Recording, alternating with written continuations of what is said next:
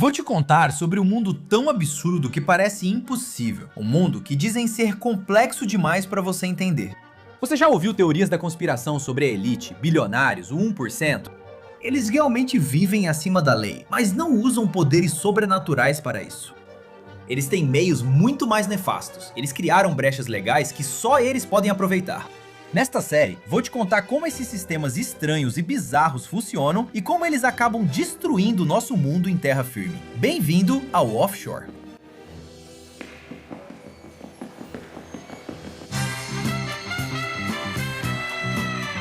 Por que algumas das maiores obras de arte do mundo ficam trancadas em cofres secretos de segurança máxima? E como tem gente ficando mais rica com esse roubo? Estamos aqui para explicar como os ricos vivem acima da lei, criam sistemas para fazer isso e fodem o resto de nós. Bem-vindo ao Offshore.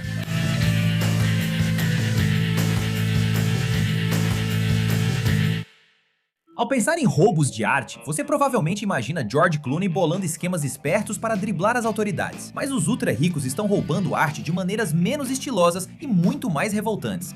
Como e por que os ricos fazem isso? E para onde vai toda essa arte? Bem-vindo ao Porto Franco de Genebra. Mantenha seus braços, pernas e ganhos de capital tributáveis sempre no Porto Franco. Um Porto Franco é basicamente uma fortaleza de armazenamento offshore, isento de impostos, altamente seguro e sigiloso. Existem vários deles pelo mundo, como pequenos esconderijos offshore onde tudo é permitido. A ideia remonta à antiguidade, como a ilha grega de Delos. Os romanos fizeram da ilha um Porto Franco em 166 a.C., tornando-a um movimentado centro comercial que atraía os ricos do Mediterrâneo. Eles negociavam 10.000 escravos por dia. Olha, portos francos são uma ideia de bom senso. Se você transporta trigo da Ucrânia ao Reino Unido e para na Itália para abastecer, não deve pagar impostos italianos sobre mercadorias ainda em trânsito. Os ricos se aproveitaram desse sistema de bom senso e o distorceram para atender aos seus interesses. Sistemas feitos para evitar dupla tributação de mercadorias são frequentemente usados em esquemas offshore para isentar produtos de impostos. Portos francos surgiram no mundo enquanto investidores buscam novos meios para fugir de impostos, lavar dinheiro ou até financiar extremistas. Atenção, outro buraco negro fiscal. Mas agora também pode financiar extremismo e mais.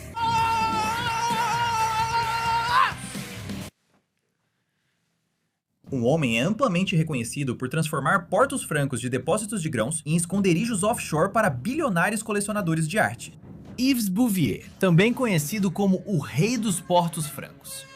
Bouvier é suíço e sua família atuava em armazenamento de móveis e transporte de arte.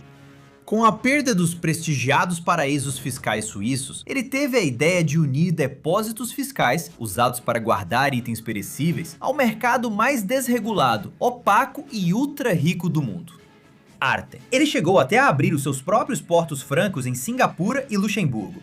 Falaremos mais sobre ele depois. Vamos continuar o nosso tour pelo Porto Franco de Genebra?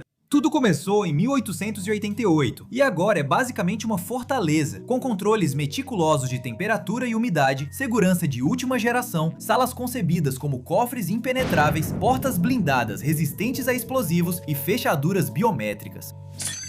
Gostaria de te mostrar detalhadamente o que acreditamos haver no Porto Franco de Genebra, mas não posso, e isso é um dos principais motivos do sucesso desse lugar. A indústria da arte é uma das mais secretas do mundo, e o Porto Franco de Genebra, seguindo a mesma tradição dos bancos suíços, é uma caixa preta de segredos. Eles só foram obrigados a manter inventário do que há aqui a partir de 2007. Também posso te dizer que as obras-primas mantidas secretamente atrás dessas paredes têm um valor estimado em 100 bilhões de dólares. Estima-se que a quantidade de obras de arte armazenadas no Porto Franco seja de cerca de 1,2 milhões. Para comparação, o MoMA em Nova York tem cerca de 200 mil peças. Relatórios estimam até 1.000 Picassos no Porto Franco de Genebra. E não é só arte não, há todos os tipos de itens de luxo valorizando sem impostos, incluindo carros clássicos, relógios de luxo, vinhos e artefatos antigos egípcios e romanos. Antes de terminarmos o tour pelo Porto Franco de Genebra, uma última observação. Antes de entrar neste prédio, você estava em Genebra, na Suíça, mas até 2007, a própria Suíça nem sequer reconhecia este prédio como parte do seu território. Ninguém reconhecia isso. Você está aqui, mas não está. Você existe, mas não estamos presos a um Estado-nação, a moral ou a realidade. Agora você está no offshore e nunca, jamais vai sair daqui.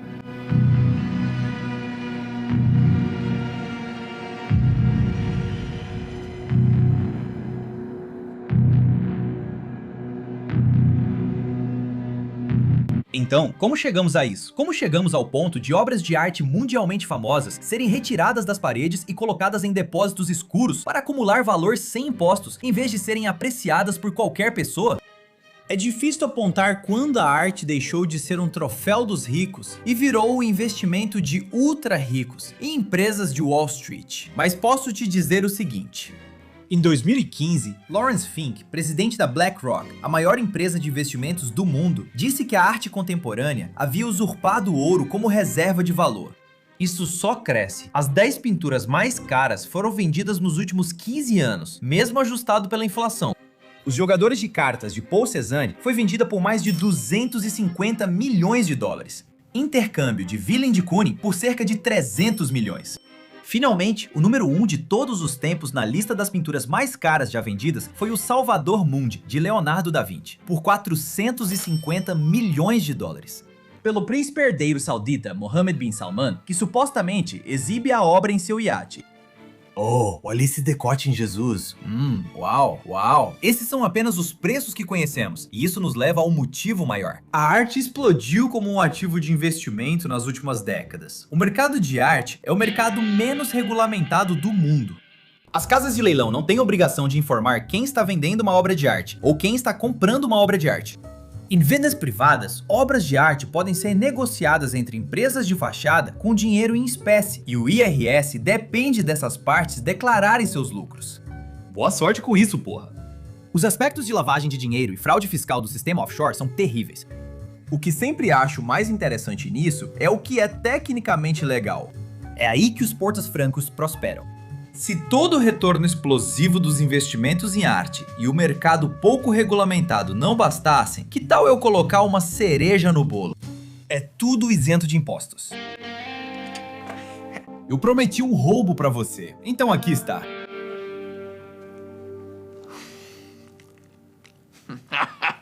Vou a um leilão de uma obra de arte e dou um lance maior do que qualquer museu ou instituição que possa exibi-la. Eu posso pagar um preço muito mais alto porque tem um truque na manga. Eu não pago impostos. Assim que pego a obra de arte, desapareço. Sem disparar alarmes, sem deixar evidências. Comprei por meio de uma empresa de fachada com dinheiro em espécie, então não há registro do meu envolvimento. Depois, escondo minhas mercadorias no lugar mais seguro que qualquer bandido sonharia, um porto livre de impostos. Quero dizer, é loucura esse lugar sequer existir. Tipo, é como um lugar legalizado pra vilões, como um clube de campo pra esconder todo o meu saque. Só jogamos cartas e conversamos. O que você roubou? Isso. Não pode falar do dinheiro da empresa de fachada. Basta dizer que o seu estoque está sempre em trânsito e eles não podem fazer nada contra você. Eu mantenho essas mercadorias por anos, vejo o preço subir muito mais do que investimentos tradicionais. Sem que saiam do porto livre, eu encontro um comprador disposto a pagar um preço mais alto. Ele compra através de uma empresa de fachada com dinheiro vivo, assim como eu, porque usar uma empresa de fachada é como a versão bilionária de colocar uma máscara de esqui. As únicas pessoas que sabem desse negócio são a sua empresa de fachada, a minha empresa de fachada e Deus lá em cima. O comprador e o vendedor nem sabem quem é o outro. E assim, bum, estou fora, impune, dinheiro na mão, sem imposto sobre vendas, sem imposto sobre ganho de capital, a obra de arte fica escondida e nunca mais é vista. Outro golpe offshore bem sucedido. Esse anonimato pode terminar quando super ricos se enfrentarem. Seria ótimo ver uma treta suculenta entre ricaços, expondo todos os esquemas deles. Em 2015, foi isso que aconteceu. Voltando para Yves Bouvier. Por anos, Bouvier usou seu título de Rei dos Freeports para acessar informações privilegiadas sobre quem era dono de quais obras de arte. Ele alegava estar atuando como intermediário para um comprador, recebendo uma comissão de 2%, enquanto na realidade ele comprava a pintura para si mesmo e depois revendia essa pintura para seu cliente com enormes margens de lucro, às vezes chegando a 100 milhões de dólares em uma única obra. Tudo veio à tona nos jornais quando seu cliente, o oligarca russo Dmitry Rybolovlev, o processou por fraude. Rybolovlev havia comprado no reclinado com a almofada azul de Modigliani por 118 milhões de dólares. Por acaso, Rybolovlev estava em uma festa em St. Bart's e conheceu alguém que sabia o verdadeiro vendedor da pintura. Disseram que a obra foi vendida por 93,5 milhões de dólares. Ele foi enganado. Bouvier havia enganado Rybolovlev em 24,5 milhões de dólares só nessa pintura, e muito mais nas outras 34 obras com as quais eles fizeram negócios. Rybolovlev acusou Bouvier de tê-lo enganado em mais de $1 bilhão ao longo do relacionamento deles. Bouvier acabou sendo indiciado por fraude e lavagem de dinheiro. Adoramos ver isso. Esse é o mundo com que lidamos, tão secreto e rico que centenas de milhões de dólares podem ser desviados sem ninguém notar. Eles só souberam disso porque se encontraram em uma festa. Isso é só o começo, não sabemos o que mais ocorre por aí. A criptonita do offshore é o conhecimento público. Investigações criminais sobre bens roubados no Porto Franco de Genebra resultaram em regulamentações um pouco mais rígidas. Mas essas regulamentações têm brechas. Se não gostar delas, pode levar seus negócios para outro Porto Franco. A pior parte disso é que agora que ultra ricos e grandes empresas de investimento também entraram no jogo, cada vez mais obras de arte vão sair das paredes para esses depósitos livres de impostos. Eles são literalmente incentivados a nunca mais deixar a gente ver essas obras de arte culturalmente significativas. A arte existe para ser apreciada, as antiguidades para ensinar história. O vinho foi feito para ser bebido com amigos e família, para estar em uma festa, não em um depósito. Eles transformam tudo isso em nada além de um instrumento financeiro, escondendo em porões sem janelas. O que está acontecendo? É nojento, é ganância. As pessoas... o quê? Deixo essa curiosidade. O Louvre, em Paris, foi um museu privado do rei e de sua corte até ser invadido pelo povo na Revolução Francesa. Hoje, 7,5 milhões de pessoas o visitam por ano. Isso foi offshore. Vejo vocês na praia da próxima vez.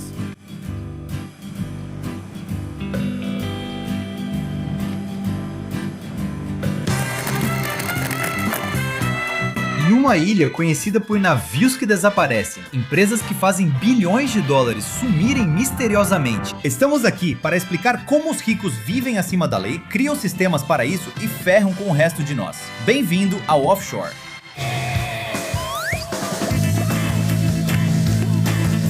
Ah, Bermudas. Praias de areia rosa, em dark and stormy, umas Bermudas.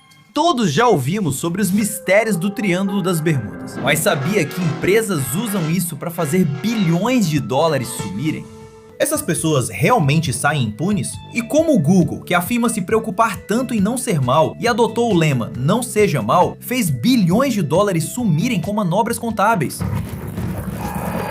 Muitas empresas também evitam pagar impostos usando paraísos fiscais na Suíça e nas Bermudas. Isso não está certo.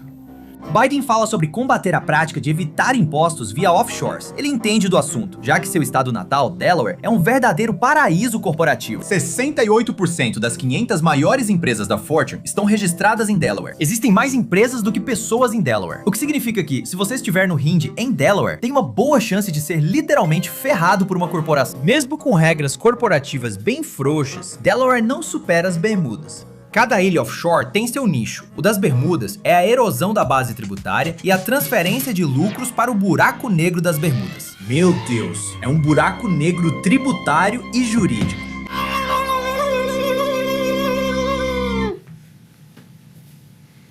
Enorme. As corporações multinacionais dos Estados Unidos usam brechas fiscais para transferir lucros de países normalmente tributados para as Bermudas. E tudo isso tem a ver com a taxa de imposto corporativo baixíssima das Bermudas. As Bermudas se destacam na concorrência, oferecendo às corporações as melhores taxas de imposto offshore. 35% da Argentina, corta. 21% dos Estados Unidos, fácil, corta. 12,5% da Irlanda, corta. As Bermudas taxam as corporações com a incrível taxa de 0%. E você sabe, isso é tentador demais para as corporações resistirem. Deixe-me dar um exemplo. Dê uma olhada neste logotipo. icônico. O sushi foi criado em 1971 por encomenda de Phil Knight, então professor assistente de contabilidade na Universidade Estadual de Portland. A Nike pagou $35 para criar um logotipo para sua marca, Nike. O sushi da Nike agora está estimado em 26 bilhões de dólares. A empresa Nike foi criada no Oregon. Phil Knight, nascido e criado no Oregon. A sede da Nike fica no Oregon. Então o sushi da Nike é do Oregon, certo? Não, põe uma bermuda nele e dá um Duck Storm. O logotipo da Nike é bermudense, meu amigo, pelo menos para fins fiscais, do início dos anos 2000 até 2014. Só conhecemos o status bermudense do sushi por causa dos Paradise Papers, um grande vazamento de documentos de um escritório de advocacia offshore que expôs líderes mundiais. O secretário de Estado de Trump, Rex Tillerson, seu secretário de Comércio, Wilbur Ross, a Rainha Elizabeth e agora o Rei Charles. Algumas celebridades tipo Bono, Madonna e empresas americanas como Apple, Facebook, McDonald's, Disney, Twitter, Uber, Walmart, Yahoo e, claro, a Nike e seu pequeno sushi bermudense. Quando negócios assim, que não são tecnicamente ilegais, aparecem, as políticas mudam. Mas será que você consegue esconder o maior e mais confuso esquema bermudense? Vou te falar sobre o duplo irlandês com sanduíche holandês. Não é um prato de bar fitness, nem um falso termo sexual inventado por adolescentes no Urban Dictionary. É o nome de um golpe que usa a erosão da base tributária e transferência de lucros, ou o buraco negro das Bermudas. O duplo irlandês com sanduíche holandês é uma manobra complexa e difícil de manter em segredo. Veja como a Apple usou essa estratégia desde os anos 80. Eles eram os melhores, os originais. A Apple vende propriedade intelectual para uma empresa da Apple nas Bermudas por $1. A Apple das Bermudas vende sua propriedade intelectual para uma subsidiária irlandesa por $100. A Apple Irlanda vende para uma empresa holandesa da Apple por $100. A Apple Holanda para outra empresa irlandesa da Apple por $100. É aí que você faz o seu sanduíche. Todo o dinheiro volta para as Bermudas, onde o lucro de $99 é tributado com alíquota de imposto corporativo de 0%. E então, o dinheiro pode ser enviado de volta para os Estados Unidos, já tributado para a Apple dos Estados Unidos. Parece um pouco com um triângulo, não parece? Vamos conhecer outra empresa interessante, o Googleplex, nos arredores de Palo Alto, famoso complexo de escritórios do Google. Há de tudo: cápsulas para cochilo, banheiros com controle de temperatura, escorregadores, salas de massagem, as quadras de vôlei ficam ali. É realmente insano. A criação do Googleplex custou cerca de $1 bilhão. Sai fora! O escritório do Google nas Bermudas era um pouco menor. O Googleplex tem 2 milhões de pés quadrados. O escritório das Bermudas tinha menos de 1 pé quadrado. O Googleplex tem 144 mil funcionários. O escritório das Bermudas tem 0. O Google utiliza o escritório das Bermudas apenas para o duplo irlandês com sanduíche holandês. Os lucros europeus não tributados não precisam de escorregadores, piscinas e cápsulas para cochilo. Eles só precisam de uma caixa postal de $300 por ano no correio em Hamilton, Bermudas. Sim, o escritório é só uma caixa postal, o que é perfeito. Se eles estão empregando o maldito Stuart Little, lembre-se, eles não têm nenhum funcionário lá. Você pode achar que esse tipo de esquema elaborado de evasão fiscal é um pouco imoral e hipócrita para uma empresa cujo lema era famoso: não seja mau. O endereço exato deste escritório nas Bermudas era Church Street 56, Hamilton, Bermudas, caixa postal 666. Eu sou esse pedaço, santos lóginos! Um pouco óbvio demais, Google. O Googleplex custou $1 bilhão. A caixa postal número 666 recebeu $8 bilhões por ano. Relatos apontam que o Google movimentou mais de $75 bilhões em receita não tributada antes de ser descoberto. Muito legal, eu acho, mas vamos voltar para a Apple. O abuso deles do sistema foi tão grande e descarado que criou o que é conhecido como economia dos duendes. Foi quando o PIB da Irlanda saltou 26% em um ano por causa das estruturas de evasão fiscal da Apple. Isso é muito, isso não é normal. Isso levanta questões. O escândalo contribuiu para derrubar essa ferramenta de evasão fiscal. Em 2018, a União Europeia criou novas regulamentações que destruíram completamente o duplo irlandês com sanduíche holandês. E esse era um sanduíche bem bagunçado.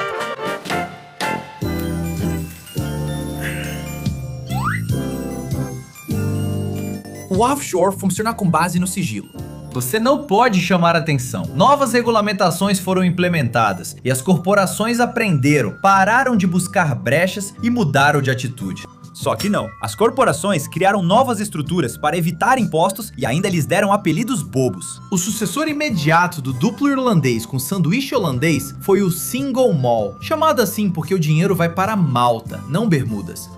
Sabe, Single Mall, entendeu? Malta. As corporações sempre buscarão formas de evitar impostos. Toda a existência delas tem um único propósito: maximizar o valor para os acionistas e não pagar impostos. Bem, isso com certeza ajuda a criar valor para os acionistas. Há propostas como a taxa mínima global de imposto corporativo, já aprovada por 137 países, mas ainda não pelo nosso. Por enquanto, os ricos continuam ficando mais ricos e os contadores deles continuam inventando nomes idiotas para explicar como eles fazem isso. Isso foi Offshore. Te vejo na praia na semana que vem.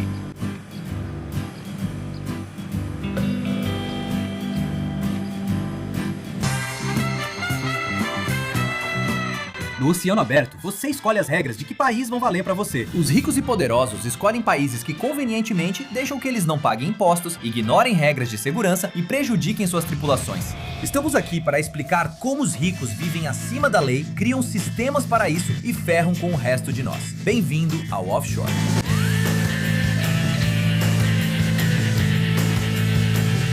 Arroi, filhos da mãe! Por que ricos colocam bandeiras de países aleatórios em seus barcos? Isso os ajuda a ficar mais ricos e a evitar regras, como por exemplo, pagar seus funcionários? Será que os mega iates estão em apuros?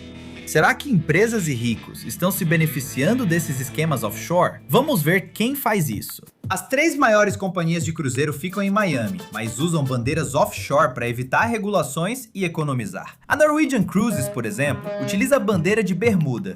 Carnival Cruises usa uma mistura de bandeiras do Panamá e das Bahamas. E a Royal Caribbean Cruise tem como base o belo país caribenho da Libéria, que na verdade fica na África e não no Caribe. Não me diga o que fazer, estou curtindo um cruzeiro, meu amigo. Quem mais faz isso? Larry Ellison, fundador da Oracle, hasteia a bandeira das Ilhas Cayman em seu super iate. A secretária de Educação de Trump, Betsy DeFossa, registrou o iate de 50 metros da família nas Ilhas Cayman, apesar de ele ficar atracado em Huron, Ohio. Então tanto faz esse papo de América em primeiro lugar, né? Jeff Bezos, fundador da Amazon e aspirante a cowboy espacial, tem um mega iate tão grande que na Holanda planejavam remover uma ponte para levá-lo ao oceano. Esse bilionário americano, famoso por explorar trabalhadores de armazém nos Estados Unidos, tem um iate americano? Claro que não. Ele também está registrado nas Ilhas Caimã. Vamos falar sobre como fazem isso, mas antes, por que fazem isso? Você dribla os impostos e regras de segurança e os salários não são tributados no seu país, apenas pagam uma pequena taxa onde está registrado. E quanto à segurança e salários dos trabalhadores, os Estados Unidos têm leis trabalhistas, mas isso não se aplica em alto mar. Seu navio sofreu um desastre, com vazamento de óleo. Bem, isso é um assunto entre você e o país da bandeira que está tremulando na parte de trás do seu barco. Então, quando tudo isso começou? Depois que o Titanic afundou, em 1912, uma lei de segurança e proteção ao trabalhador foi aprovada, a Lei dos Marinheiros Americanos de 1915. Os grandes empresários de navios reagiram assim: não queremos lidar com regras injustas, como fornecer comida, permitir descanso aos marinheiros ou manter botes salva-vidas. Então eles registraram os navios em países offshore. Registros abertos de embarcações foram criados em países que permitiam que seu navio e o negócio desse navio seguissem regras muito mais relaxadas desses países distantes, em vez do seu país de origem, ou do país onde o negócio realmente ganha dinheiro, o que faria muito mais sentido. Tudo legal, meio suspeito, mas legal. A indústria oceânica, especialmente navios cargueiros, plataformas de petróleo e petroleiros, é dominada por registros no Panamá, Libéria e Ilhas Marshall. No geral, as bandeiras de conveniência são uma grande parte do negócio marítimo e dos seus problemas. Pegue o exemplo da plataforma de petróleo Deepwater Horizon. Lembra daquele pequeno incidente? Era uma unidade de perfuração flutuante e semi-submersível. Portanto, ainda era um tipo de embarcação. Ela explodiu e derramou 210 milhões de galões de óleo, devastando a vida marinha e causando o pior desastre ecológico da história dos Estados Unidos. As investigações revelaram descaso com a segurança, o que foi ainda mais facilitado ao navegar sob a bandeira de países com pouca ou nenhuma regulamentação, como as Ilhas Marshall. Muitas indústrias optam por essas bandeiras menos reguladas. É a indústria do petróleo, a mais suja, oleosa, nojenta, uma tragédia ecológica prestes a acontecer. Será que conseguimos regulamentar uma indústria que está destruindo nosso mundo? Eles não são confiáveis. E sobre esse cruzeiro, vou contar do Nordic Empress. Em 1993, a guarda costeira flagrou o navio da Royal Caribbean despejando óleo perto das Bahamas. Eles descobriram uma conspiração para economizar em todos os navios, jogando resíduos no oceano. A Royal Caribbean negou e afirmou: vocês não podem nos processar porque navegamos sob a bandeira da Libéria. Que porra é essa da Empress? Ela é caribenha, nórdica, realmente liberiana. Quem sabe? Não estou impressionado. Sabe quem mais usa bandeiras de conveniência? Os reis do offshore. Você conhece, você odeia. Os oligarcas russos, esses filhos da mãe. Como você viu, alguns desses mega iates cafonas estão sendo perseguidos em portos pelo mundo. Então, o que acontece aqui? Os oligarcas russos são empresários muito ricos com grande influência política, que enriqueceram com a privatização das indústrias estatais após o fim da União Soviética.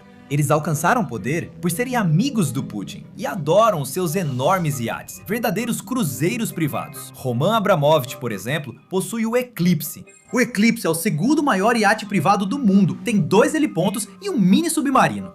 Ele vale cerca de $500 milhão e está registrado em Bermudas. Ou então tem o super iate de Dmitry Kamenchek, o The Flying Fox, que vale cerca de $400 milhões.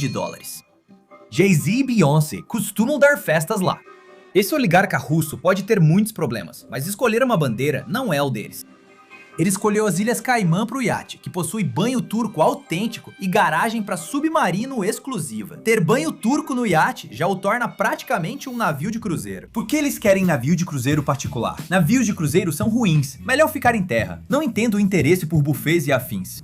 Eu não me importaria de ter um iate, sinceramente. Mas agora, esses iates estão sendo caçados. Depois da invasão russa à Ucrânia em 2022, os países impuseram sanções a Putin e aos oligarcas. Esses caras controlam o país com Putin. Os oligarcas alvo das sanções esconderam sua riqueza em paraísos fiscais para evitar o alcance dos países ocidentais. Os iates dos oligarcas russos desligaram seus transponders de navegação e navegaram para portos onde era menos provável que fossem inspecionados e apreendidos. Mas você não pode simplesmente jogar uma capa de carro em cima de um desses brinquedinhos. O iate gigante de Ubar estava em manutenção na Alemanha. Embora seu dono fosse incerto, autoridades da União Europeia resolveram o caso. É como um jogo de bonecas russas com esses caras. Ele era de uma empresa nas Ilhas Cayman, onde está registrado.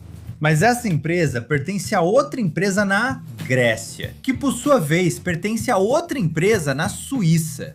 E aí continua. É assim que funcionam as empresas de fachada. Elas continuam até você chegar num carinha pequeno. Ah não, ainda não é esse. Ainda procurando por aquela última empresa de fachada? Conseguimos? Ah não, é ainda menor. Pequeno bebê oligarca russo. No centro está o oligarca russo Alisher Usmanov. Ele é o nosso cachorrinho russo, pequeno bebê oligarca. Alega que o iate não é dele, então você não pode tomar. Quando na verdade ele é dono através de várias empresas de fachada que ele criou antes de finalmente transferir a propriedade para a irmã dele. Você pode simplesmente dar algo para sua irmã e fingir que não é seu? Isso não é o sétimo céu, onde você é pego com cigarros e põe a culpa na irmã. Apesar da ocultação offshore, em março de 2022, a Alemanha apreendeu o barco. Quando os países têm incentivo, conseguem cortar rapidamente toda a enrolação offshore. Se você descobre que um dos maiores iates do mundo de um oligarca russo está no seu porto, pode vendê-lo e talvez ficar com parte do dinheiro. Em Antigua e Barbuda, eles acabaram de apreender o iate, o Alfaneiro, registrado nas Ilhas Caimã. Aparentemente pertencia ao oligarca russo Andrei Guriev, que negou ser o dono por meio de uma offshore suspeita. Possui vários luxos, como piscina que vira L ponto. Antigua e Barbuda deram ao dono 10 dias para se apresentar, ou leiloaria o iate, mas ninguém apareceu. Aquele iate, porém, não é meu.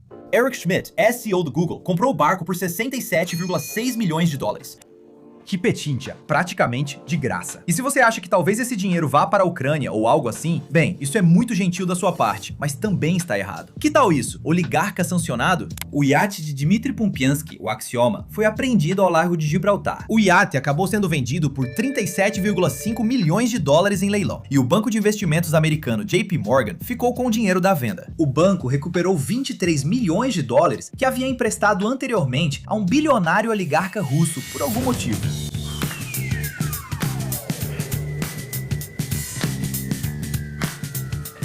Bandeiras de conveniência são um golpe. É sério, não é só dinheiro, é o meio ambiente e também a vida das pessoas. Tipo, olha só isso. Donos de cargueiros costumam abandonar as tripulações a bordo dos navios em portos distantes quando acham os reparos caros demais. Empresa do Catar, Aswan Trading and Contracting, abandonou recentemente 3 navios distintos. Algumas pessoas passaram mais de 2 anos no mar, sem eletricidade, água encanada ou saneamento. A empresa confundiu autoridades com sua estrutura de propriedade. Lembra daquelas bonecas russas de encaixe?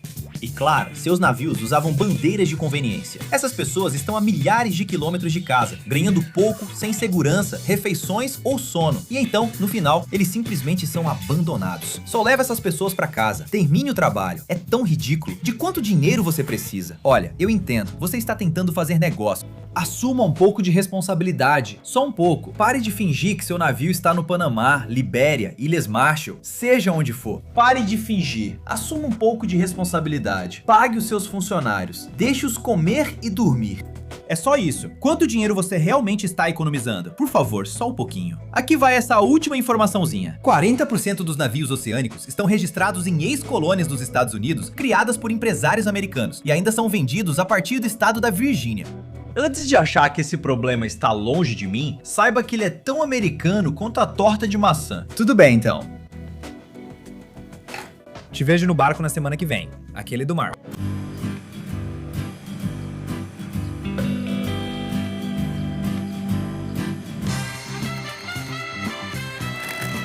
Porra, esta é a história da vida amorosa de um bilionário saudita e seu relacionamento com uma pequena e quente ilha do Caribe.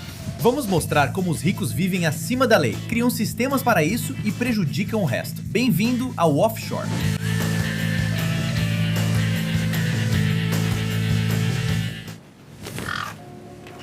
Hoje estamos aqui para falar sobre o bilionário saudita Walid Jufali, que fez um acordo curioso com Santa Lúcia. Jufali tentou usar o offshore para se casar secretamente com outra mulher, divorciar-se da esposa atual sem que ela soubesse e evitar pagar 238 milhões de libras para ela.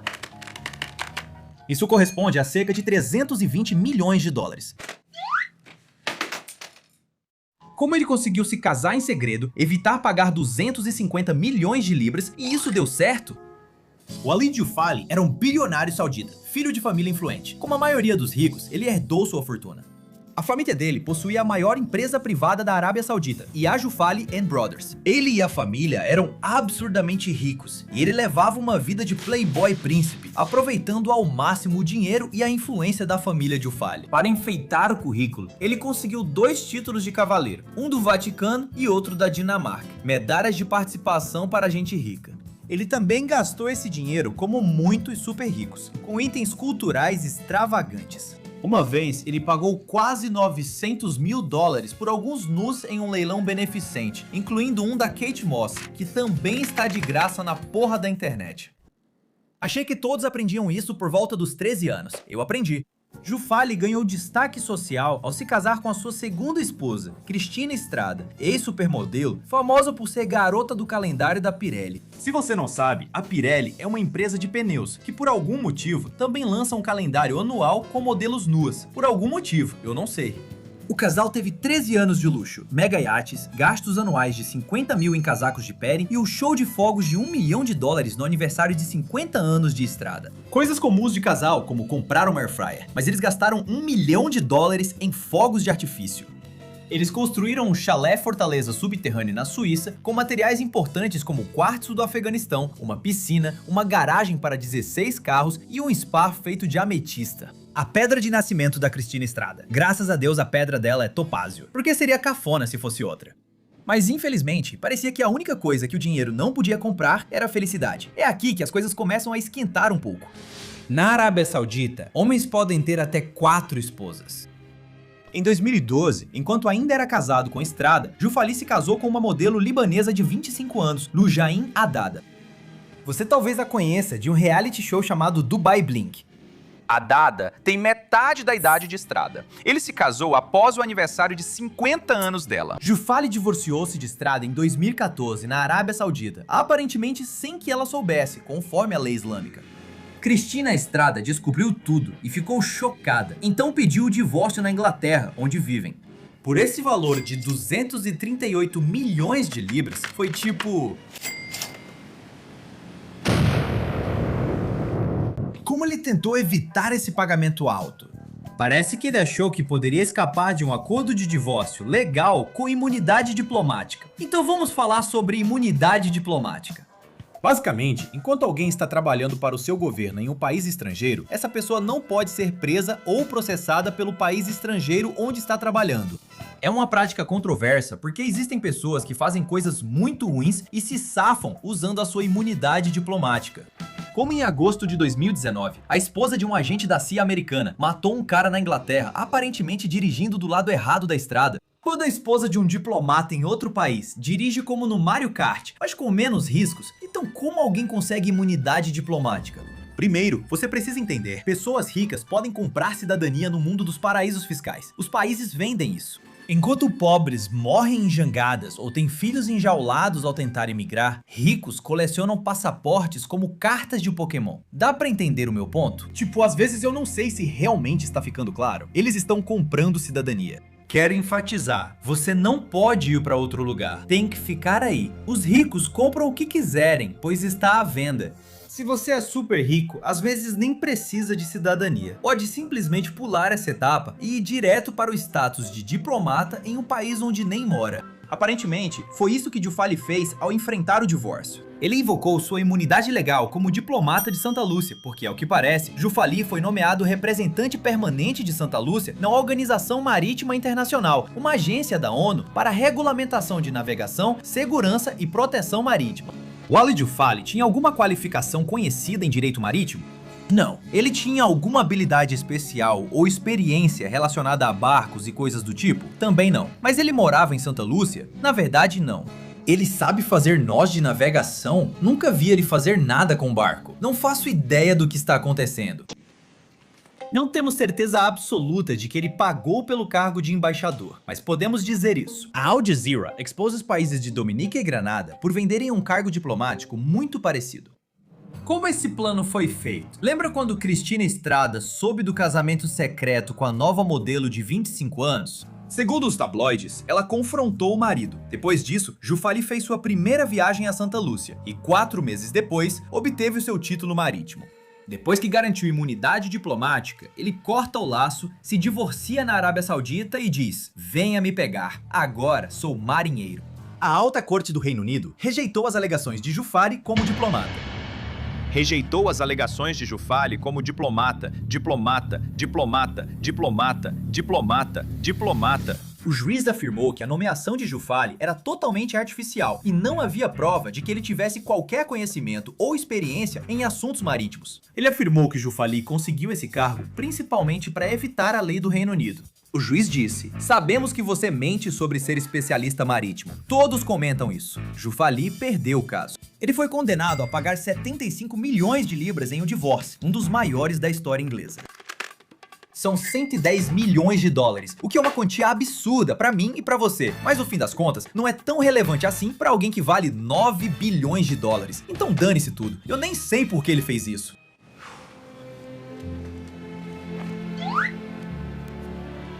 Então, qual é a grande lição aqui? A chave pro offshore é o sigilo. Tudo é legal até que haja barulho demais. Se tivesse usado sua imunidade diplomática para algo simples, como atropelar alguém, provavelmente escaparia. Não dá pra se divorciar da esposa sem realmente se separar, sem virar notícia e causar problemas. Ricos compram imunidade diplomática e se livram de problemas diariamente. É algo acessível para eles, só não podem aparecer tanto nas manchetes. Isso foi offshore. Te vejo na praia semana que vem.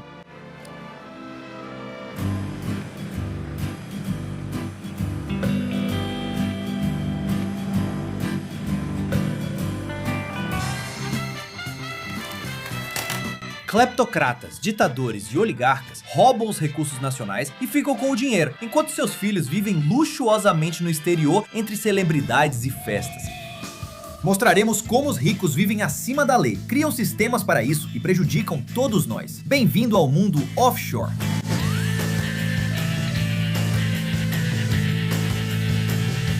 Hoje, estamos na costa da África, onde vários países enfrentam as consequências da corrupção. Líderes corruptos ao redor do mundo adoram usar seu poder político para tomar a riqueza de seus países, através de subornos, propinas ou simplesmente desviando fundos do governo para seus próprios bolsos. Tudo isso às custas do próprio povo. Esses caras são conhecidos como cleptocratas, e o oficial desempenha um papel fundamental em ajudar esses cleptocratas a continuarem ricos, junto com seus filhos, os pirralhos cleptos. Quais estilos de vida luxuosos esses filhos levam? Eles ficam impunes? Algo que você percebe rapidamente ao olhar para esses cleptocratas ao redor do mundo: eles governam com violência, saqueiam os recursos do país e embolsam o dinheiro que deveria ter sido destinado ao bem público e ao desenvolvimento do país. Eles olham para o que fizeram com seu país e dizem: Ica. Eles decidem que esse não é o lugar para o filho clepto crescer. Que nojo. Eles os enviam para estudar no exterior, em escolas e locais sofisticados. Veja onde alguns desses pais cleptos deixaram seus filhos cleptos na escola. Antes de liderar a Coreia do Norte, Kim Jong-un era filho do líder supremo Kim Jong-il. Na infância, estudou na Escola Internacional de Berna, Suíça. Porque, cara, ficar na Coreia do Norte não teria sido nada supremo. Lembre-se de sua origem, de uma família envolvida com tráfico de pessoas para financiar nosso resort de esqui de luxo. O presidente chinês Xi Jinping enviou a sua filha para Harvard, assim como o corrupto membro do Partido Comunista Chinês Bo Xilai, cujo filho playboy morava num apartamento de luxo e dirigia um Porsche de 80 mil dólares. Eu ando de ônibus.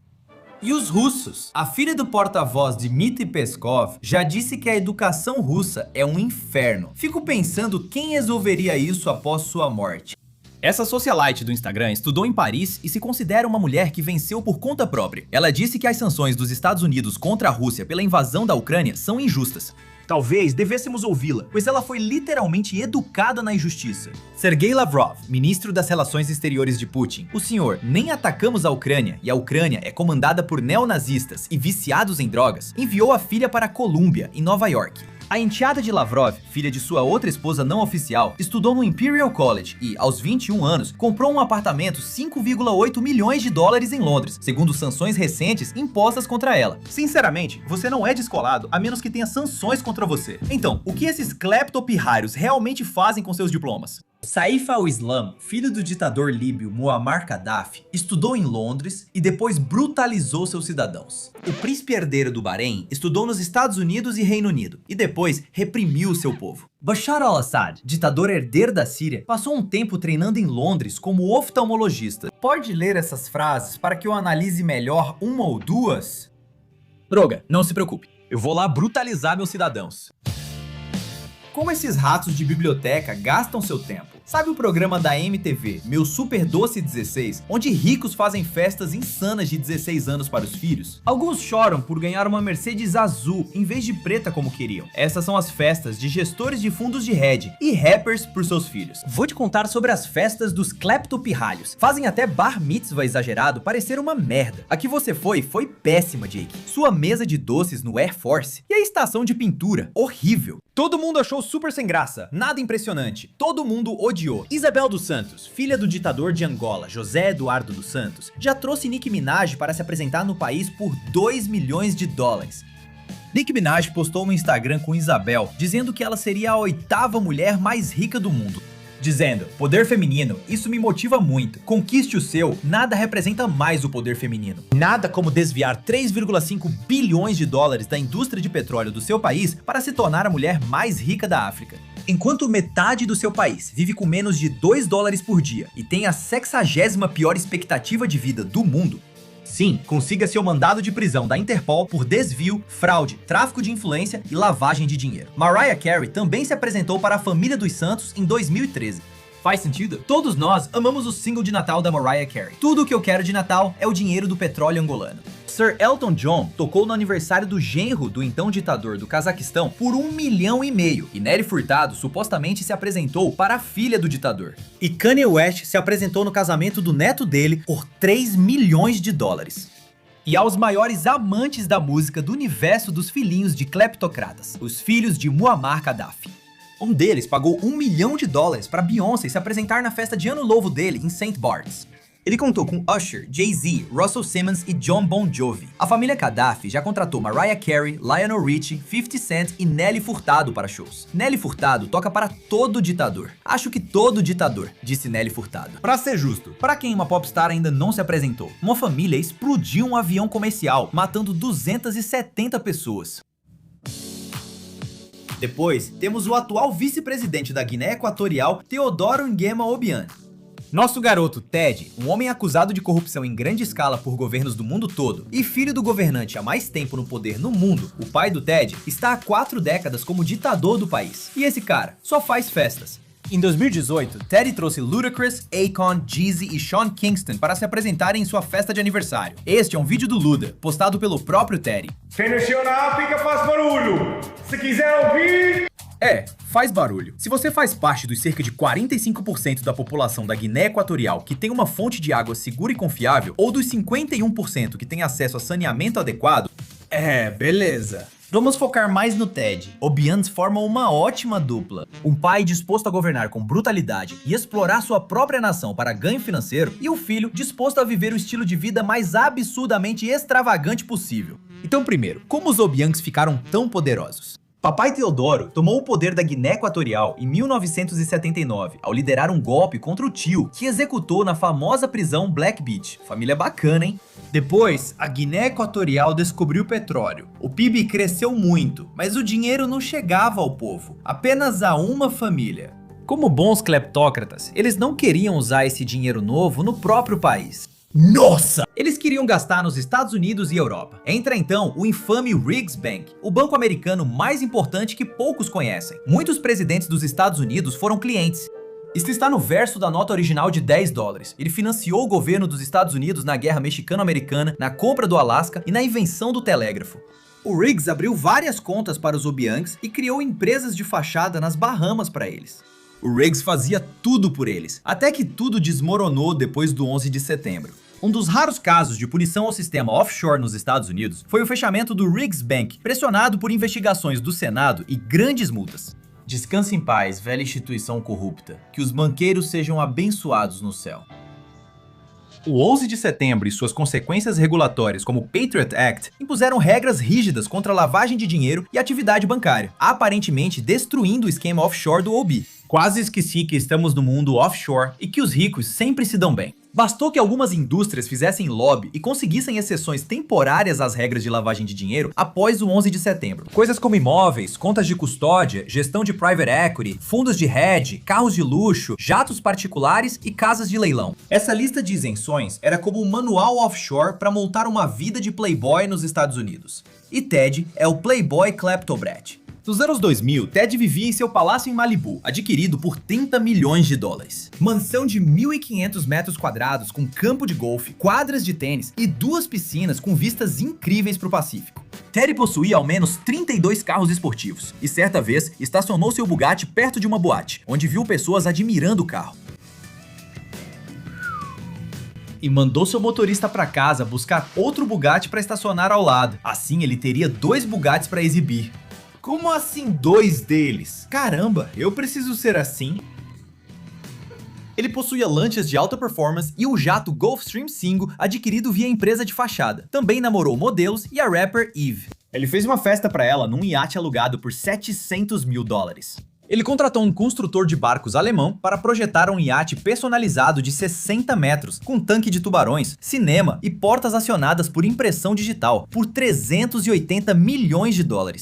Você pode fazer isso pra mim? Eu quero tubarão no barco. Mas lembre-se da regra principal do offshore. Mantenha um perfil discreto. Não seja muito chamativo.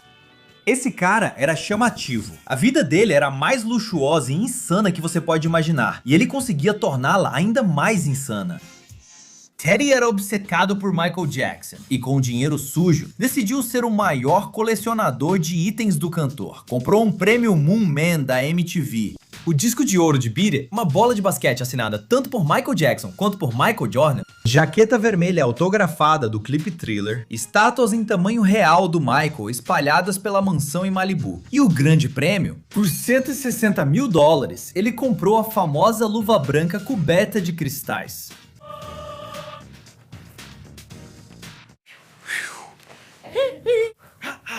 Dimona, lembra das isenções no Patriot Act?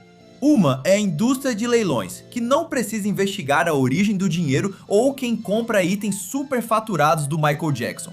Ted só precisava que sua secretária desse os lances, transferisse o dinheiro da Guiné Equatorial e pedisse anonimato nas casas de leilão. Os bens de Michael Jackson estão com um Smooth Criminal, mas não tão esperto assim. O ICE, órgão dos Estados Unidos, famoso por deportar imigrantes ilegais, também possui um setor de combate à corrupção. Esse setor existe para evitar que cleptócratas lavem dinheiro nos Estados Unidos, e a equipe anticorrupção buscava um caso exemplar. A ostentação do Ted nos tabloides chamou atenção para as compras de barcos dele. Com licença, viu esse cara aqui? Logo depois, eles também souberam das lembranças do Michael Jackson e da luva. Em outubro de 2011, o ICE e o Departamento de Justiça foram atrás de Ted e dos seus bens. O advogado do Ted afirmou que não retirariam bens dos Estados Unidos até resolver a questão. Relatos indicam que Ted enviou um funcionário a Malibu com uma missão: leve o máximo de itens do Michael Jackson para fora do país e envie à Guiné Equatorial. Ele também levou tudo que não estava preso, incluindo a maioria dos carros e o jato particular. 2 dias depois, seu funcionário viajou ao Equador, Guiné, levando a luva mais famosa do mundo.